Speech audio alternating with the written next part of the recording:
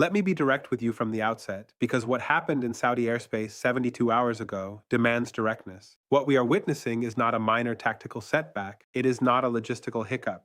It is not the kind of operational friction that happens in complex military campaigns. What we are witnessing is a complete breakdown of the regional security architecture that has defined Middle Eastern power dynamics for the past 3 decades. I am looking at flight tracking data that has been circulating among defense analysts and regional intelligence services for the past 3 days. What it shows is not a routine training exercise. It is not a planned refueling stop. It is not a diplomatic overflight arrangement. What it shows is 15 Israeli F-16 fighter jets making emergency landings at King Khalid Air Base in Saudi Arabia after what appears to be a catastrophic mission failure over Yemen. 15 aircraft, one of the largest single-day forced landings of Israeli military assets on Arab soil since the Camp David Accords. In the next 20 minutes, I am going to walk you through exactly why this incident represents a fundamental shift in regional power calculations, why the silence from both Jerusalem and Riyadh tells us more than any official statement could, and why what happened in the skies over Yemen reveals the limits of Western military technology when confronted with asymmetric warfare tactics that cost a fraction of what these F-16s represent. This is geopolitical analysis you are not getting from mainstream Western media. Subscribe now if you have not already, because what we are about to cover is being actively discussed in defense circles from Tehran to Beijing, even as American and Israeli media maintain near total silence. Let's start with geography and capability assessment, because both matter enormously in understanding why this incident is so significant. The F-16 Fighting Falcon, depending on variant, has a combat radius of approximately 550 to 860 kilometers. The Israeli Air Force operates primarily the F-16I Sufa variant, which is specifically designed for long-range strike missions with conformal fuel tanks that extend operational range. These are not short-hop interceptors. These are deep strike platforms designed to reach targets across the Middle East and return to Israeli airspace without requiring friendly landing zones.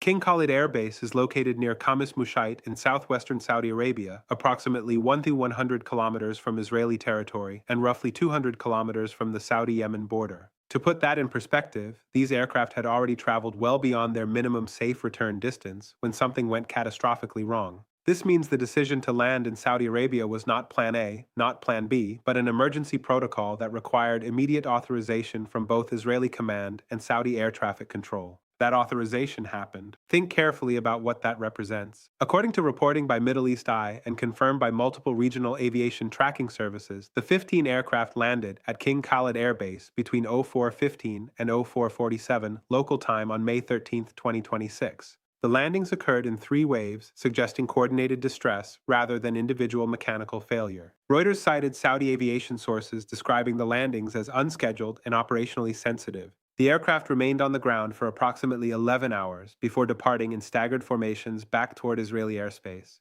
During those 11 hours, the base was placed under communications lockdown. No official statement was issued by Saudi Arabia's Ministry of Defense. No acknowledgement came from the Israeli Defense Forces spokesperson's office. That silence is the story. Subscribe if you are watching this and realizing you are not getting this level of analysis anywhere else. Now, let's talk about what actually happened in Yemeni airspace, because the evidence points to a mission profile that went disastrously wrong. Announcement number 1. The target was almost certainly Houthi air defense infrastructure in northern Yemen, and the mission failed before ordnance was delivered. This matters more than anything else because it reveals that Israel's most advanced air superiority tactics are now being neutralized by Iranian-supplied integrated air defense systems operated by non-state actors. Based on flight path analysis from ADSB exchange data and corroborated by Yemeni military sources speaking to Al-Masirah, the Israeli formation approached Yemeni airspace from the northeast, likely staging from Saudi airspace under what would have required explicit or implicit Saudi cooperation. The intended targets, according to Houthi military spokesman Yahya Sari, were radar installations and surface-to-air missile batteries near Sada and Hajj provinces. These are the systems that have enabled Houthi forces to down multiple American MQ-9 Reaper drones over the past 18 months, drones that cost $32 million each and represent some of the most sophisticated reconnaissance platforms in the U.S. arsenal. Here is what appears to have happened. As the Israeli formation entered Yemeni airspace, they were immediately illuminated by multiple radar systems operating in frequencies that Israeli electronic warfare systems were either not calibrated to suppress or could not effectively jam. According to Houthi sources, at least 4 SA-6 gainful surface-to-air missile systems and multiple Sayad-2 mobile SAM platforms achieved radar lock on the formation. These are not primitive systems. The Sayad-2, manufactured in Iran and supplied to Houthi forces, has a range of 75 kilometers and can engage targets at altitudes up to 25,000 meters. The SA-6, while a Soviet-era design, has been continuously upgraded with digital tracking and guidance systems that make it far more effective than its 1970s predecessor. Defense Security Asia reported that Israeli pilots detected multiple missile launches and immediately executed evasive maneuvers and deployed countermeasures, including chaff and flares. But here is the critical detail. At least 3 aircraft in the formation suffered what Israeli sources are describing as electronic countermeasure failures. Their jamming pods, the systems designed to blind enemy radar and spoof missile guidance, either malfunctioned or were rendered ineffective by electronic warfare tactics the Houthis have clearly learned from Iranian advisors. This is not speculation. This is the operational reality that forced 15 aircraft to abort the mission, jettison their external ordnance to reduce weight and increase maneuverability, and make emergency landings in Saudi Arabia rather than risk the return flight to Israel with compromised defensive systems. Received. That is announcement number 1. Announcement number 2, Saudi Arabia allowed these landings, and that decision represents a seismic shift in regional diplomacy that Western media is almost entirely ignoring. This is the part that reveals how dramatically the Middle Eastern security landscape has changed since the Abraham Accords. Saudi Arabia and Israel do not have formal diplomatic relations. There is no defense cooperation treaty. There is no status of forces agreement. And yet, 15 Israeli warplanes conducting offensive operations over Yemen, a country against which Saudi Arabia itself waged a brutal and ultimately failed military campaign, were granted emergency landing clearance, ground support, refueling, and safe passage back to Israeli territory. That did not happen by accident. That happened because a phone call was made at the highest levels of Israeli and Saudi command, and someone in Riyadh made a calculation that the geopolitical cost of refusing was higher than the cost of complying. Think carefully about what this represents. For decades, Saudi Arabia has maintained that normalization with Israel is contingent on a just resolution to the Palestinian question. That position has been the cornerstone of Saudi diplomacy and a key element of the kingdom's legitimacy in the Arab and Muslim world. And yet, when Israeli military assets required emergency assistance after a failed strike mission against a force that Saudi Arabia has been quietly cooperating with in recent peace negotiations, the Saudi government chose operational pragmatism over ideological consistency. Bloomberg, citing regional diplomatic sources, reported that the decision to grant landing clearance was made personally by senior officials in the Saudi Ministry of Defense after consultation with the royal court. The calculus, according to these sources, was straightforward. Refusing the landings would have forced the Israeli aircraft to either attempt a risky return flight with potentially catastrophic consequences, or divert to more politically problematic locations such as Eritrea, or potentially even crash in international waters. Either outcome would have created a diplomatic crisis that Riyadh wanted to avoid. But here is what makes this announcement even more significant. The landings occurred less than 2 weeks after Saudi Crown Prince Mohammed bin Salman met with Chinese Foreign Minister Wang Yi in Riyadh to discuss, among other issues, a Chinese-brokered regional security framework that explicitly includes Iran, Saudi Arabia, and multiple Gulf states. That framework is designed to reduce dependence on American security guarantees and create indigenous regional stability mechanisms. And yet, when Israel needed operational support for a mission that directly undermines that framework by striking Iranian-supplied assets in Yemen, Saudi Arabia provided it. This is the contradiction at the heart of Middle Eastern geopolitics in 2026. Saudi Arabia is simultaneously pursuing Chinese-mediated détente with Iran while maintaining covert security cooperation with Israel and explicit defense dependence on the United States. That triangular contradiction cannot hold indefinitely, and what happened at King Khalid Air Base is evidence that the contradictions are becoming operationally unsustainable. Received. That is announcement number 2. Stay with me, because this is where the narrative completely changes and where the technological implications of this incident become impossible to ignore. Announcement number 3. The Houthis have demonstrated an integrated air defense capability that exceeds what American and Israeli planners believed possible for a non-state actor, and that capability is being directly enabled by Iranian technology transfer and training. This is not about primitive militias firing shoulder-launched missiles. This is about a sophisticated, layered air defense network that can detect, track, and engage modern Western fighter aircraft with a high probability of forcing mission abort. The systems the Houthis are operating did not come from Yemen's pre-war military inventory. According to the International Institute for Strategic Studies and confirmed by U.S. Central Command assessments, the Houthis now operate a composite air defense network that includes Russian-designed SA-6 and SA-8 systems, Iranian Sayed-2 and Sayed-3 mobile platforms, Chinese-designed FM-90 short-range systems, and an array of radar installations that provide overlapping coverage across northern Yemen. These systems are networked, meaning they share targeting data in real time and can coordinate engagement tactics that make it extremely difficult for attacking aircraft to suppress all threats simultaneously. Commander Daniel Hayes, a former U.S. Navy fighter pilot and analyst at the Center for Strategic and International Studies, described integrated air defense networks of this sophistication as, and I am quoting him directly here, the kind of challenge that requires either overwhelming force, which risks catastrophic losses, or standoff strike capabilities that Israel does not possess in sufficient numbers. What he means is this: to successfully suppress a networked air defense system like what the Houthis have built, you need either dozens of aircraft conducting simultaneous strikes across multiple target zones, accepting that some will be shot down, or you need cruise missiles and long-range precision munitions that can be launched from beyond the engagement envelope of enemy SAM systems. Israel attempted the former and aborted when the risk calculation became untenable. They do not have enough of the latter to conduct sustained campaigns against distributed targets. The Houthis did not build this capability alone.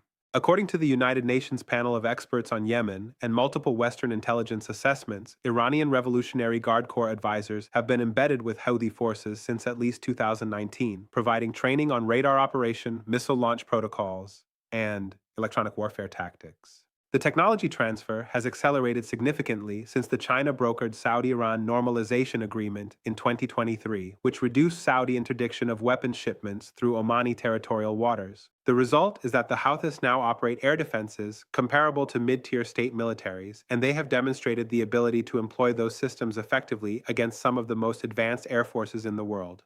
Received. That is announcement number 3. Now, let's talk about what is really happening behind the headlines, because there are two stories playing out simultaneously, and the mainstream media is covering neither of them adequately. The first story is technological. Western air superiority, the foundational assumption of American and Israeli military doctrine for the past 3 decades, is being systematically challenged by inexpensive, mobile, and increasingly sophisticated air defense systems that cost a fraction of the aircraft they threaten. An F-16I Sufa costs approximately $70 million per unit when you include advanced avionics, weapon systems, and lifecycle support. A Sayed-2 mobile SAM system costs approximately $5 million. The entire Houthi air defense network, including all radar installations, missile batteries, and command and control infrastructure, likely cost less than $200 million to build and deploy. That network just forced 15 aircraft worth over $1 billion to abort a mission and make emergency landings in hostile diplomatic territory. This is asymmetric warfare at the technological level, and it is precisely the challenge that American military planners have been warning about for years. When a non-state actor can acquire, operate, and effectively employ systems that neutralize platforms designed for uncontested air dominance, the entire calculus of interventionism changes. Israel cannot afford to lose F-16s over Yemen. The political cost of downed pilots, the operational cost of replacing aircraft, and the psychological cost of admitting vulnerability to a force the Western media consistently portrays as unsophisticated guerrillas, all of that makes the risk-reward calculation unacceptable. The second story is diplomatic, and it is potentially even more consequential. Saudi Arabia's decision to assist Israeli aircraft after a failed mission against Houthi targets reveals the profound incoherence of regional security architecture. Riyadh is supposed to be normalizing relations with Tehran.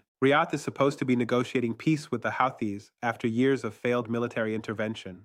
And yet, when Israeli jets needed help after trying to destroy Iranian-supplied systems operated by the Houthis, Saudi Arabia provided that help immediately and quietly. This tells us several things. First, that Saudi-Israeli military coordination is far deeper than publicly acknowledged. Second, that Saudi Arabia's normalization with Iran is tactical and transactional, not strategic. Third, that the Abraham Accords framework, dormant since the Gaza war escalation, still shapes operational decision-making, even when it contradicts public diplomacy. And fourth, that the United States, which almost certainly was informed of both the Israeli mission and the Saudi assistance in real time, continues to enable military operations that directly undermine the regional stability frameworks it publicly claims to support. Think carefully about what this represents. When the United States conducts diplomacy aimed at regional de escalation and simultaneously enables military operations that escalate tensions, that is not ambiguity. That is not diplomatic complexity. That is policy incoherence driven by competing bureaucratic factions, contradictory geopolitical commitments, and the reality that American influence in the Middle East is declining while American military presence remains substantial.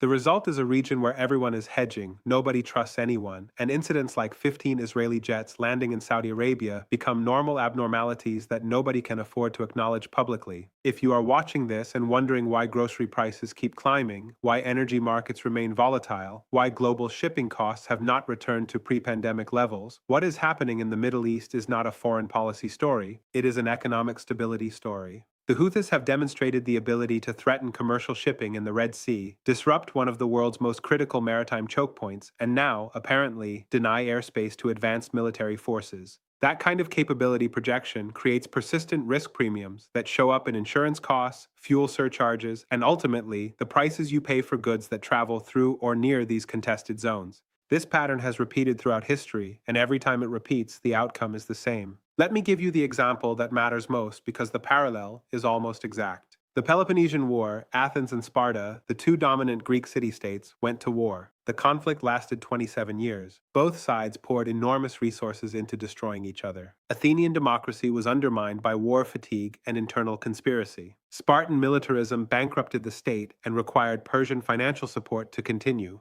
And who won? Persia, the external power that stayed out of the direct fighting, provided selective support to keep both sides bleeding, and then stepped in when both were exhausted to dictate terms across the Greek world. Israel and Saudi Arabia, for all their covert coordination, are pouring resources into containing Iranian influence across the Middle East. They are conducting military operations in Yemen, Syria, Lebanon, and Gaza. They are spending billions on air defense, offensive capabilities, intelligence infrastructure, and proxy support. They are exhausting themselves. And who is winning? China.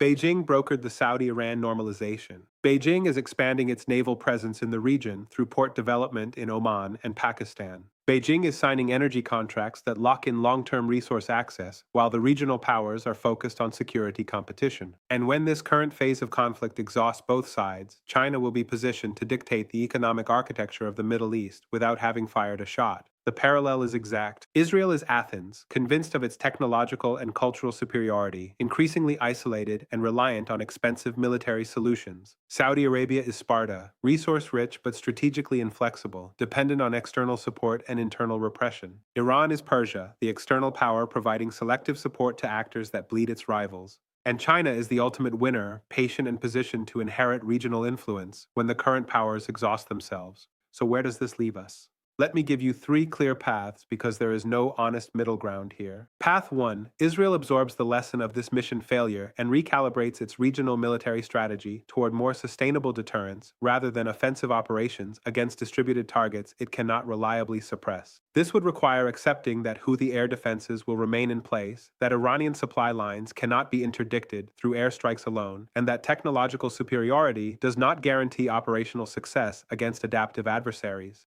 The likelihood of this path? Low. Israel's strategic culture is built on the doctrine of preemptive offense and maintaining escalation dominance. Accepting operational limits is psychologically and politically difficult for decision-makers who have spent careers assuming air superiority. Path 2, Israel escalates by conducting larger, more resource-intensive strikes that accept higher risk of aircraft losses in exchange for degrading Houthi capabilities. This would likely require explicit Saudi cooperation, including basing access, overflight clearance, and possibly combined operations. It would also require American support in the form of intelligence, refueling, and potentially direct participation. The risk is that such escalation brings Iran more directly into the conflict, either through Lebanese Hezbollah operations against northern Israel or direct Iranian strikes against Israeli or American assets in the region. This path leads to wider war. The probability? Moderate and rising, particularly if domestic political pressure in Israel demands visible retaliation for perceived humiliation. Path 3, and this is the one I think is most likely in the medium term, regional powers quietly accept a new status quo, where non-state actors with state backing operate sophisticated military capabilities that effectively create no-go zones and contested spaces that even advanced militaries cannot reliably control. This has already happened in southern Lebanon, where Hezbollah operates with near impunity despite Israeli superiority. It is happening in Yemen, where Houthi forces have survived nearly a decade of Saudi bombardment and now threaten Israeli aircraft. It will likely spread to Iraq, Syria, and potentially Jordan as Iranian-backed forces consolidate territorial control and air defense capabilities. This path does not prevent war. It makes war more likely by creating multiple autonomous actors with escalatory capabilities that no single state can fully control. I think we are on path 3, moving toward path 2, with path 1 effectively off the table. The reason is simple. The strategic logic that produced this incident, Israeli determination to suppress Iranian proxies, Iranian commitment to building those proxy capabilities, Saudi ambivalence about both, and American inability to coherent policy, none of that has changed. What has changed is that the technological balance has shifted enough that offensive operations like the one that failed over Yemen are now high-risk, low-reward propositions. That does not stop them. It makes them more desperate and more likely to escalate when they go wrong. Here are the questions I want you to take away. First, if Israeli air operations against Iranian-backed forces have become operationally untenable without accepting significant losses, what does that mean for the viability of military solutions to the Iran-Israel confrontation? Second, if Saudi Arabia is willing to quietly assist Israeli military operations, even while pursuing Chinese-brokered normalization with Iran, what does that tell us about the stability of any regional security framework? And third, if non-state actors can now deploy air defense systems that challenge advanced air forces, what does that mean for the future of military intervention anywhere in the developing world?